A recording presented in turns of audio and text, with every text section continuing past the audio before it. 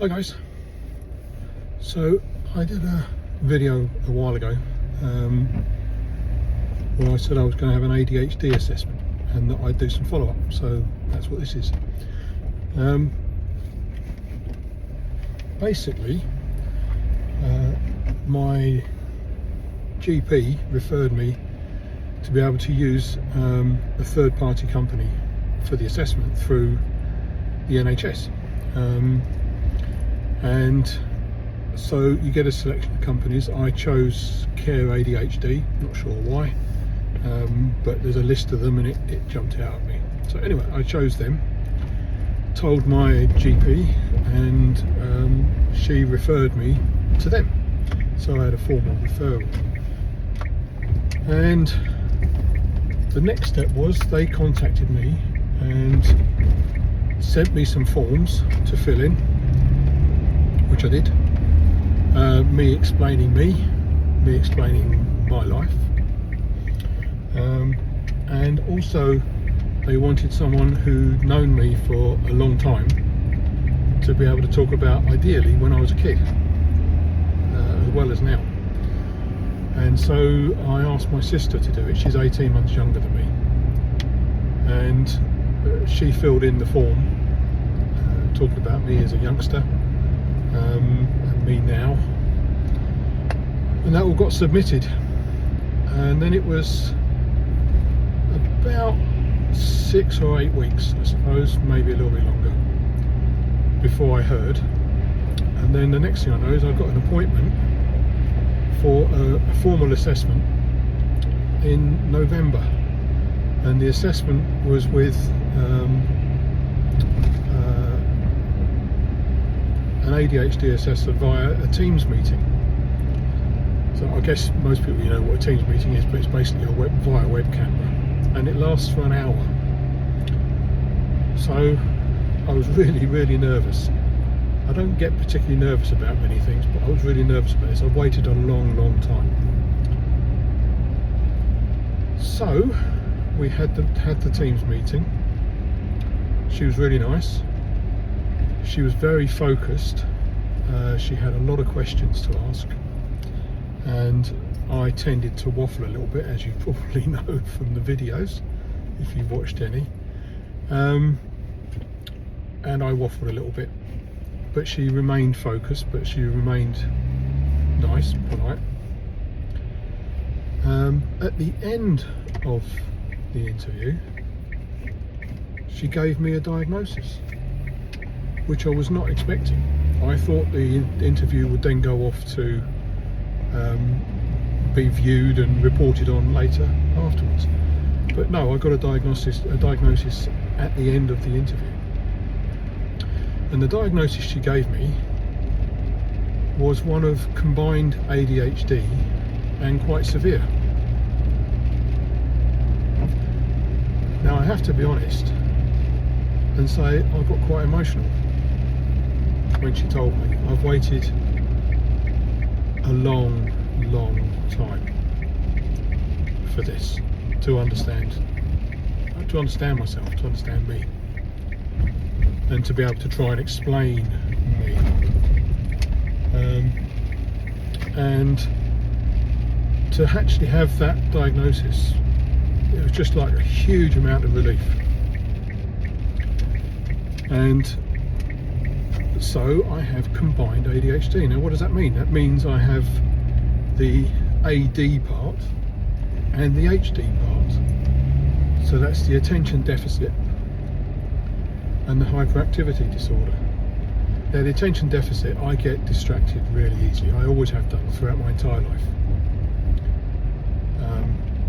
I'm also very sensitive to my surroundings. So I hear things and notice things, observe things that most other people don't. And a lot of people are surprised when I hear things. As a mechanic, as I was originally, this has been really useful, because I can sense and hear things that perhaps others don't. I'm also very sensitive to rhythm, which is interesting because I used to play the drums, and so did my dad. And I pick up rhythm on all sorts of things. Driving the car now, I pick up a rhythm from the road. I pick up rhythm from everything. Again, as a mechanic, that's a really useful tool. One snap-on doesn't leak. If that means anything to anyone else. The HD part, the hyperactivity element, is not so physical, not so much with me, not so much physical, it's mental. I hyper focus on things, absolutely minutely microanalyze everything.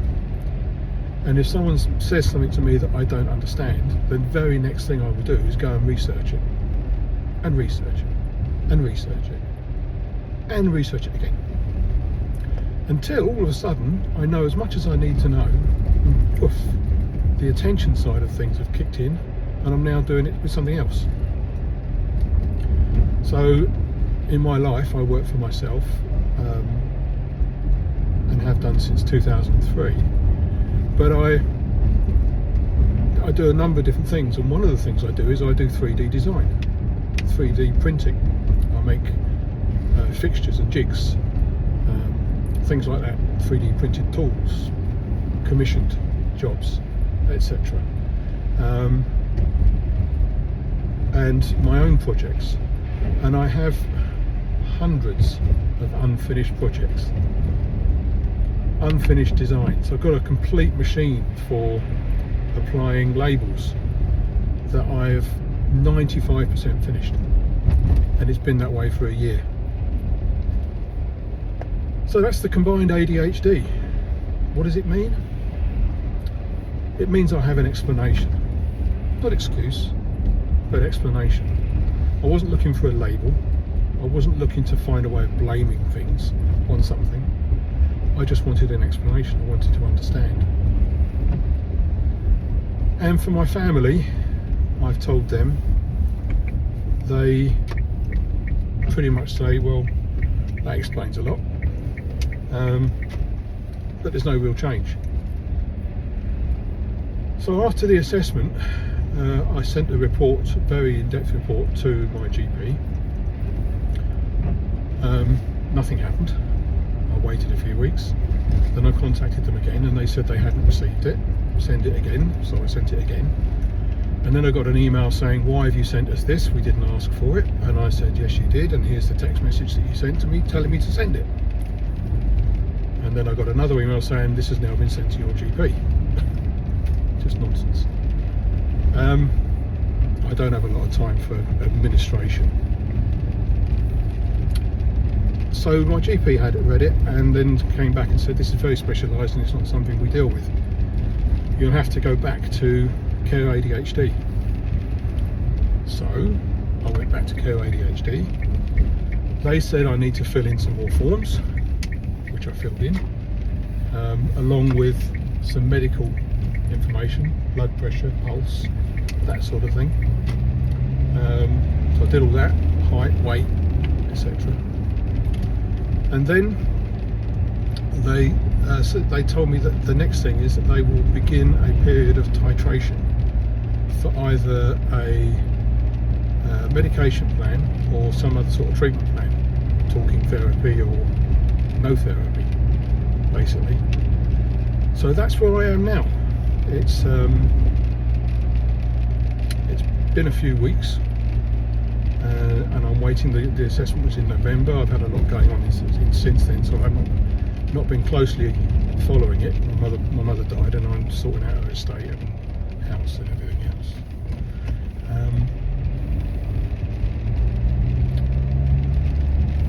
How does it affect me knowing?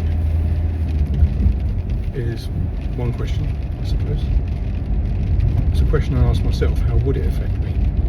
Why do I want to know what's it going to change? Well, hopefully, if there's some medication that might work, maybe that'll help me focus things.